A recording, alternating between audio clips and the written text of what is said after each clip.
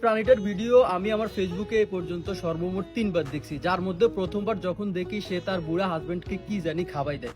দ্বিতীয়বার আমি যখন দেখছি তার হাজবেন্ড মারা গেছে, সে তার দোকানপাট বিক্রি করি সে কাঁদতে কাঁদতে পুরো ফেসবুক নামালাইছে। তৃতীয়বার যখন দেখছি এই যে কয়েকদিন আগে নোয়াখালী ধনী হওয়ার পর সে মেকআপ টেকআপ লাগাই নোয়াখালী দোকান দেওয়ার জন্য দৌড় দিচ্ছে। এই প্রাণীটার ভিডিও আমি আমার ফেসবুক লাইফে এখন পর্যন্ত দেখিনি। এখন এই প্রাণীগুলোর ভিডিও ফেসবুকে দেখে কারা?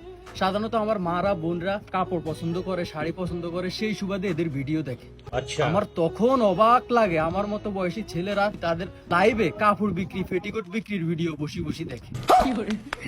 এখন এদেরকে আমি বলি না তুমি ইউটিউবে যাই কিভাবে কমিউনিটি গাইডলাইন মেনটেন করে ফেসবুক থেকে মনিটাইজেশন লইতে হয়, এগুলো তুমি শিখো।